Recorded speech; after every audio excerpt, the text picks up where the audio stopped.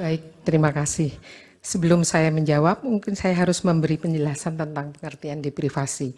Pengertian deprivasi itu untuk memberi koreksi juga kepada tim hakim dari tim pemohon. Karena deprivasi itu sebetulnya berasumsinya secara psikologis kita itu hidup di dalam keseimbangan psikologis. Jadi begitu seimbang, ini yang paling sederhana. Begitu terjadi keadaan tidak seimbang, maka terjadilah keadaan deprivasi. Jadi deprivasi itu justru sebab, bukan akibat. Justru karena dia sebab, maka di dalam politik, seperti yang dibilang, saya butuh, saya beli, saya ingin, saya beli. Oh, saya takut, saya memilih. Jadi deprivasi adalah keadaan yang diasumsikan sebagai keadaan negatif. Dan itu untuk mencapai keadaan yang seimbang, dia harus ditutup dengan perilaku yang memberi jaminan rasa aman positif. Itu yang pertama. Saya mungkin akan menjawab dari pertanyaan terakhir dulu, karena itu berkaitan dengan deprivasi dan juga tentang penjelasan sebagai psikolog sosial. Justru yang saya ingin katakan, kami bekerja dengan asumsi bahwa individu itu bukan mesin. Gampangnya, selama ini asumsinya selalu, misalnya kita selalu mendengar keluhan tentang bansos. Bansos itu seolah-olah diasumsikan bahwa ada seperti mesin penjual minuman, dikasih koin, kemudian minumannya akan keluar. Saya haus, saya beli, kemudian minumannya keluar. Justru di dalam psikologi sosial, kami tidak hanya melihat faktor individual, kami meletakkan di dalam faktor yang lebih kompleks bahwa individu dia hidup di dalam sejarah. Sejarah individualnya sekaligus sejarah masyarakatnya yang dia share bersama sebagai bagian dari anggota ke masyarakat itu sendiri. Nah, di dalam sejarah tersebut selalu ada ingatan, selalu ada kebiasaan, selalu ada nilai yang dipertaruhkan bersama, dan itu menjadi pengetahuan yang menjadi acuannya ketika dia bertindak. Seperti yang dikatakan oleh pihak terkait tadi, bahwa individu sudah memiliki predisposisi tentang Pak Prabowo sehingga memenangkan hal ini. Justru hal ini yang ingin saya juga terangkan, bahwa dalam proses berpikir itu enggak semata-mata sebab akibat, tetapi juga dia dibentuk oleh kebiasaan. Dan warga Indonesia kita tahu semua, Pak Prabowo juga tidak hadir begitu saja. Dia punya sejarah, 2 kali menjadi kandidat presiden, sekali menjadi kandidat wakil presiden, kemudian sekarang menjadi pemenang. Yang menarik adalah individu itu adalah individu yang cerdas. Rakyat itu cerdas. Cerdasnya di mana? Dia melihat, dia hidup di dalam sejarah kehadiran Pak Prabowo dalam panggung politik. Dan kita semua tahu apa sejarah tersebut. Dalam dua kali pemilihan sebelumnya, Pak Prabowo menunjukkan naluri berkuasa yang sangat agresif. Naluri tersebut tiba-tiba hilang begitu beliau kalah pada tahun 2019 dan masuk menjadi tim pemerintahannya Presiden Jokowi. Selama 5 tahun agresivitas itu seperti dijinakkan. Dan apa yang kita lihat kemudian, Pak Prabowo kehilangan agresivitas kekuasaan yang kita kenal sebelumnya. Tiba-tiba dia berasosiasi dengan ketokohan Pak Jokowi yang belusuan, yang kalem ini. Dan dalam akhir periode pemerintahan Pak Jokowi, beliau menyatakan akan meneruskan seluruh politik yang pernah dijalankan Pak Jokowi. Jadi kita melihat ada proses perubahan atau penjinaan dari agresivitas kekuasaan sebelumnya melalui keikutsertaan Pak Prabowo pada pemerintah ini. Tiba-tiba sejarah berevolusi dari agresif menjadi kalem. Dan yang kalem ini kemudian diikuti juga dengan seluruh proses pada pemilu yang kita lihat Pak Prabowo berjoget.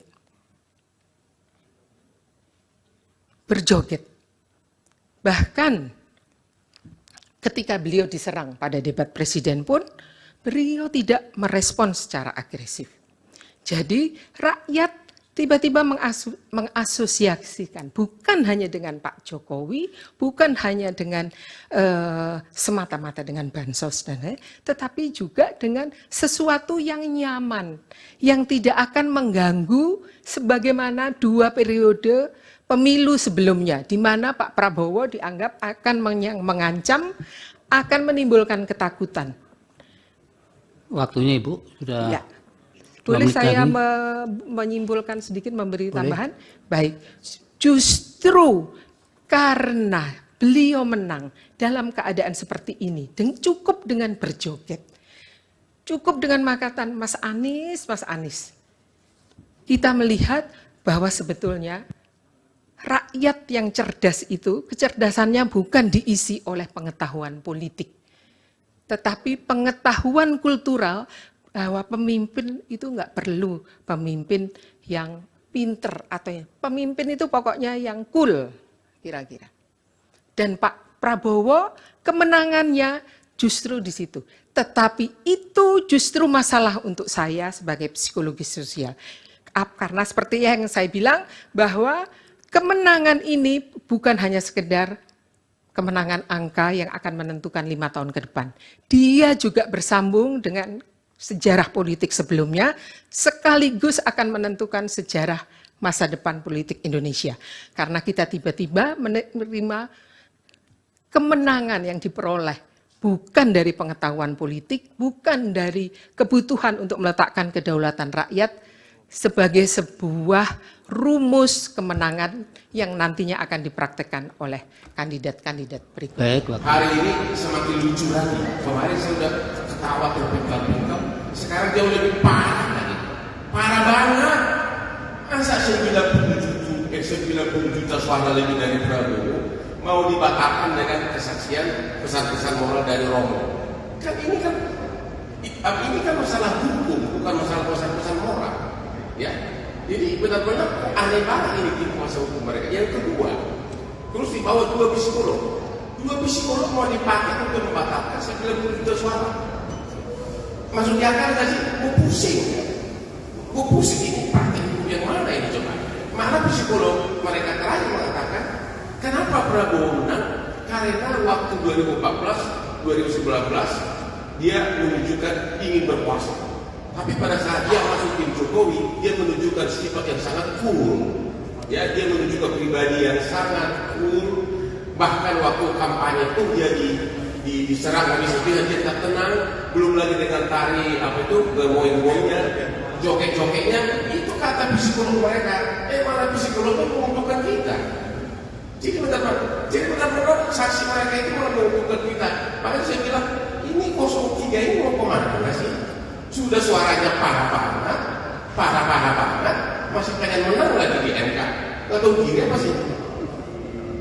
Belum lagi Sirekap dipersoalin, sekarang diakui. Pernah nggak dilakukan audit forensik terhadap Sirekap? Belum pernah. Hanya asumsi, omong-omong.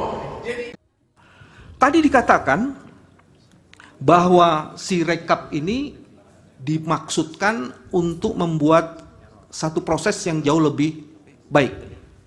Tapi fakta yang berkembang di masyarakat, ada kekisruhan di situ. Apakah saya boleh menyatakan bahwa Sirekap itu dibuat dengan menjadi akuntabilitasnya menjadi problem, profesionalitasnya pembuatannya menjadi masalah, karena ada begitu banyak masalah tadi. Dan saksi yang juga mengatakan bahwa dia tidak puas. Dengan pernyataan itu, bisakah saya mengatakan pelanggaran terhadap prinsip-prinsip penyelenggaraan pemilu dan azas pemilu telah terjadi melalui Sirekap? Jadi bukan soal angkanya. Sirekap bisa dibuktikan telah melanggar azas dan prinsip penyelenggaraan pemilu. Terima kasih. Ya, terima kasih Pak Bang. Ada lagi? Oh, Pak Srawi. Ya. Ya, terima kasih Yang Mulia. Ini kalau ini tokoh-tokoh yang publik. Terima kasih Yang Mulia. Menarik, sangat teatrikal ini.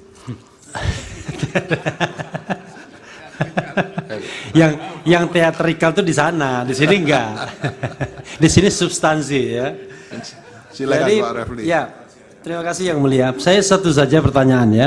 Kalau kita ingat itu ada surat dari KPU untuk menunda rekapitulasi manual berjenjang di PPK ya. Dan pada waktu itu konon katanya alasannya karena si rekapnya dalam perbaikan. Itu kalau tidak salah tanggal 18 sampai 20 Februari. Nah, kalau memang tidak ada koneksi antara kedua ini, kok tiba-tiba ketika ini lagi perbaikan, kenapa ini ditunda rekapitulasinya? Karena pada waktu itu muncul spekulasi bahwa karena ini harus diperbaikin dulu angkanya di sini, karena kan ini alat pandu, alat bantu. Tapi dalam dalil kami alat bantu kecurangan ini. Jadi dia memandu angka-angka, kemudian jenjangnya di sini akan mengikuti. Itu yang terjadi. Makanya kemudian angkanya sama terus 58. Si rekapnya bermasalah sebagaimana diajukan oleh saksi kami, tapi ini sama, confirm sama manualnya. Itu yang kami sampaikan. Dan tolong majelis hakim diperingatkan itu saudara Hotman yang bilang ngeyel-ngeyel. Ya, tolong diperingatkan. Ya. Sudah Pak Refli? Mas Refli? Sudah ya? Jadi mohon pengertian bersama, di forum ini kita sopan dengan menggunakan bahasa yang baik sesuai dengan adat kebiasaan masyarakat Indonesia. Ya, mohon kita bisa saling menghormati. Ya. Contohnya sekarang ini, saya mempersilahkan Pak Todung tidak menggunakan istilah mas, karena beliau adalah dubes tadinya. Silakan Pak Todung. Jadi saya nggak berani mengundang mempersilahkan Mas Todung, saya nggak berani. Karena mantan dubes yang juga termasuk yang mulia. Silakan Pak Todung. Terima kasih Yang Mulia. Karena cukup lama saya harus nahan fakta ini, mohon maaf Yang Mulia. Bagian pertama begini, saksi kami menjelaskan dia bertemu dengan KPPS di Depok. Tiba-tiba ada perubahan yang terjadi dalam mobil apps-nya dia, atau dalam bukan mobilnya, webnya dia, yang tak terkontrol oleh dia. Ini bukan di KPU-nya ini. Dan itu terjadi di saat jeda. Bagaimana menjelaskan tiba-tiba ada angka yang tak bisa dikontrol oleh dia, padahal dia penguasa angka-angka itu, tapi dia itu berubah sendiri di dalam webnya dia. Itu informasinya. Bagaimana menjelaskan itu dalam Anda sebagai orang yang membuat ini desainnya. Itu satu. Terus kedua, bagaimana menjelaskan ada DPT 204 juta yang bisa dibeli di black web market? Dan tidak pernah ada penjelasan, termasuk saksi ahli sebelumnya, tidak pernah menjelaskan kok bisa dijual di black web market itu. Di mana pertanggungjawabannya? Karena ini akan melanggar prinsip-prinsip dan azas dari pemilu. Itu yang kedua. Yang ketiga, tadi disebutkan ada mobile apps, betul ya? Mobile apps itu diinstal oleh masing-masing KPPS dan PPK terutama. Terus kemudian, apakah pernah dipertimbangkan bahwa install itu terhadap begitu banyak, tadi Yang Mulia Hakim Arief sudah mengatakan, ada begitu banyak orang menggunakan HP yang berbeda-beda, tapi disuruh menginstall mobile apps, apakah ini bukan bagian dari proses pembiaran yang sengaja ingin merusak? Ini bukan kelalaian. Kan ada dibikin arsitekturnya. Apalagi untuk daerah-daerah di Pegunungan Tengah sana. Problem untuk Pegunungan Tengah adalah karena tidak ada wifi-nya, signalnya, baru di tingkat PPK difoto. Pertanyaan saya, apakah ada jaminan yang difoto itu hasil yang tidak pernah diubah? Apa jaminannya?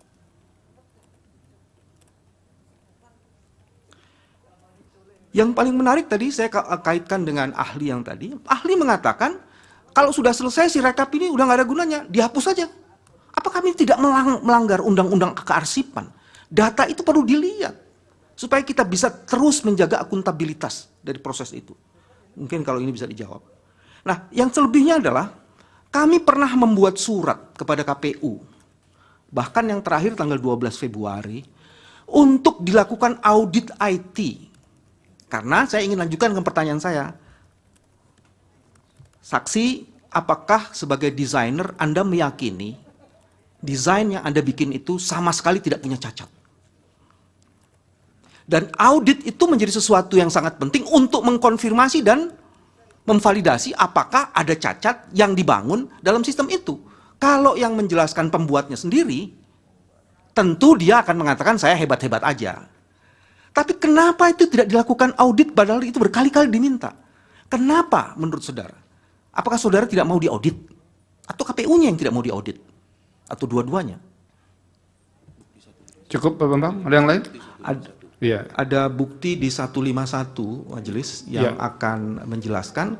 Kami minta kepada KPU, kami minta kepada Bawaslu untuk dilakukan audit. Surat ya? Untuk menjaga itu. Ada di bukti P151. Oke, nanti kita lihat. Terima kasih. Apakah kami sudah diaudit? Sudah kami diaudit. Bisa dipakai.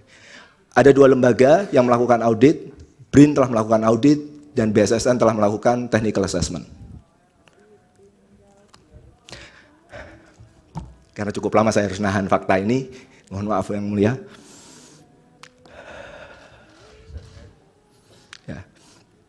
Nah, jadi kami sudah diaudit, gitu ya. Terima kasih dukungan dari para lembaga negara tersebut, gitu ya, mendukung kami untuk menjadi lebih baik seperti saat ini. Walaupun tadi ada banyak kekurangan dan kawan-kawan, ya saya ambil pekerjaan ini, saya mau turun dari kampus, ya karena saya pengen belajar, pengen zakat ilmu gitu ya. Kalau dosen nggak terlalu banyak duitnya, maka zakatnya lewat ilmu, bismillah.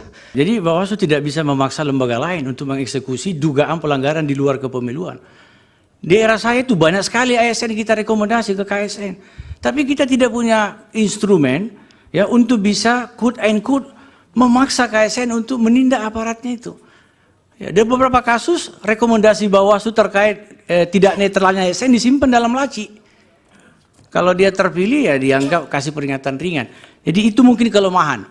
Ya, jadi Bawaslu tidak bisa memaksa lembaga lain ketika sudah merekomendasi terjadi dugaan pelanggaran di luar kewenangan Bawaslu untuk agar supaya ditindak sesuai ketentuan peraturan. Paling mengimbau ya itulah nasib Bawaslu begitu. Baik. Izin yang mulia. Iya, sudah cukup. Ini menjelaskan masalah Prof. Eni. Ada yang baru sekarang kita punya SKB 5 lembaga. Untuk perkara netralitas ASN, termasuk pelanggaran pemilu sekarang, pelanggaran peraturan perundang-undangan lainnya, itu ada di KASN namanya siap.net, itu bisa kita akses dan juga ada laporannya dari setiap yang ditangani oleh Bawaslu dan dilanjutkan kepada Komisi Aparatur Sipil Negara, KASN akan menyampaikan kembali kepada Bawaslu dan kami sudah sampai sekarang insya Allah sudah berhasil dilakukan. Kalau tidak menyampaikan, apa kontrol Bapak? Kalau tidak menyampaikan, kami akan menanyakan kepada surat kepada KSN dan teman-teman Bawaslu Provinsi dan Kabupaten Kota juga melakukan hal yang sama. Bukan yang tidak menyampaikan ke ASN-nya. Kami akan menanyakan kepada KSN mengenai rekomendasi dari Bawaslu terhadap ASN yang kami duga untuk melanggar. Mohon yang mulia pemohon 02 selalu berkomentar yang saya kira agak mengganggu, annoying. Izin yang mulia. Siapa? Dari tim hukumnya. Kedengaran suaranya yang mulia, izin. Kita menghormati lembaga masing-masing, kami menghormati pemohon 02. Ya, nanti kami juga yang punya kewajiban untuk memperingatkan. Cukup ya. Terima kasih ya, Prof. Muhammad. Siap. Ya, keterangannya mudah-mudahan menjadi bahan pertimbangan yang akan dipertimbangkan dalam pengambilan keputusan nanti.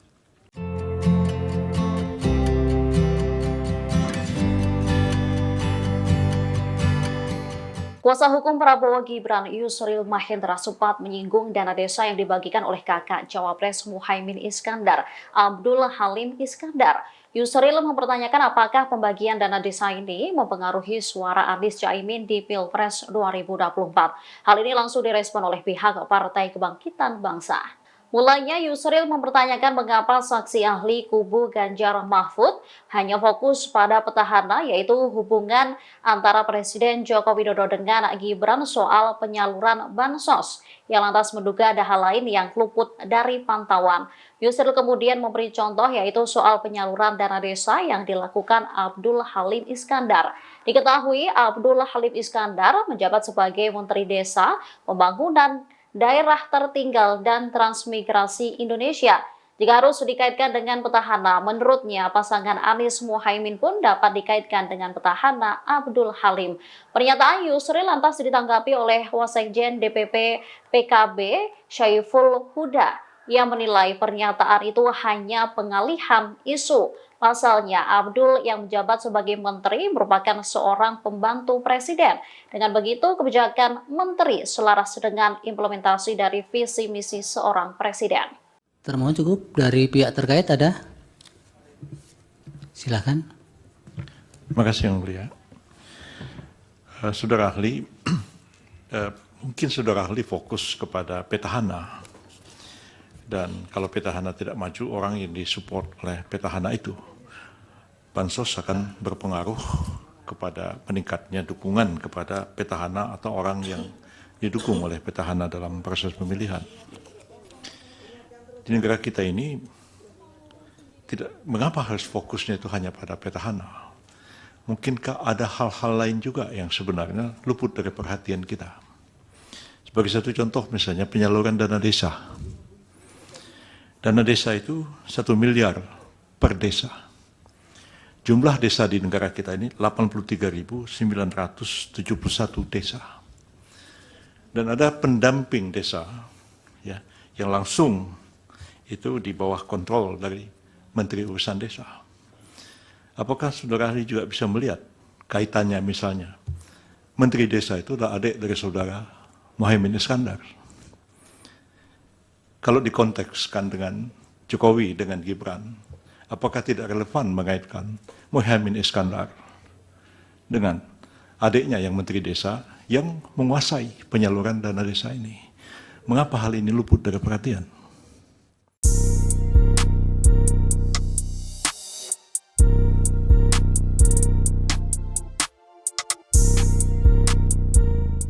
Tidak hanya ke Mahkamah Konstitusi, tim hukum PDI Perjuangan mengajukan gugatan kecurangan pemilu 2024 ke Pengadilan Tata Usaha Negara Jakarta.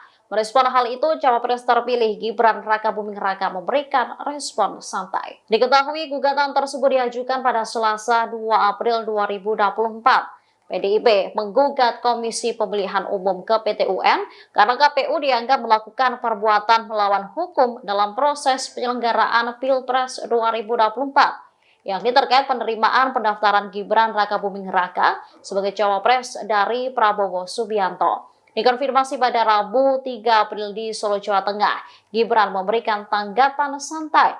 Seolah tak mempermasalahkan gugatan itu, Gibran mempersilahkan PDIP melanjutkan prosesnya. Dijelaskannya, sudah ada tim yang akan menghadapi gugatan itu. Sebelumnya, PDIP menganggap tindakan KPU menerima pendaftaran Gibran Rakabuming Raka sebagai calon wakil presiden sebagai tindakan perbuatan melawan hukum. Pasalnya, KPU telah mengesampingkan syarat usia minimum bagi cawapres. Padahal Gibran sendiri masih belum genap berusia 40 tahun seperti syarat minimal pendaftaran capres-cawapres sesuai peraturan KPU nomor 6 tahun 2019. Hal tersebut diungkap oleh Ketua Tim Hukum PDIP Gayus Lumbun di kantor PT UN Cakung, Jakarta Timur. Gayus menyebut saat menerima pencalonan Gibran, KPU masih memberlakukan peraturan KPU nomor 19 tahun 2023.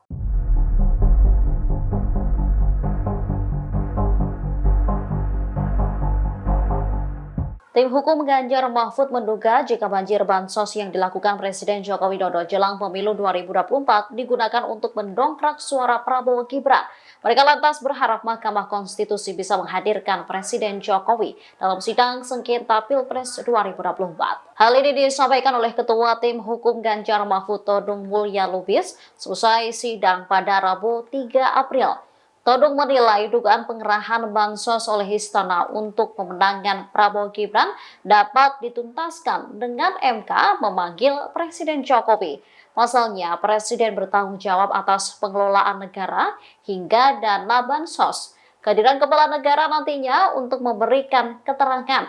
Namun demikian, ia pesimis Mahkamah bakal memanggil kepala negara. Sebab Majelis Hakim sebelumnya sudah memutuskan untuk memanggil 4 orang Menteri Kabinet Indonesia Maju untuk membahas persoalan dugaan politisasi bansos itu. Todung menilai tidak ada tanda-tanda MK bakal memanggil Jokowi. Meski demikian, Todung berpandangan MK tetap butuh memanggil Jokowi meski keempat menterinya akan dipanggil. Selain menteri, MK turut memanggil Dewan Kehormatan Penyelenggara Pemilu. Jadi memang beda kualitas demokrasi itu aja bedanya. Hari ini kami de facto menang secara perdebatan 12-0 untuk lawan. Benar-benar hari ini. Anggota tim pembela Prabowo Subianto dan Gibran Raka Buming Raka, Hotman Paris Hutapea, mengklaim pihaknya sudah memenangkan pertarungan di sidang MK pada Rabu 3 April. Ia menyebut kepiawaian dan jam terbang yang tinggi dari tim hukum 02 benar-benar terbukti.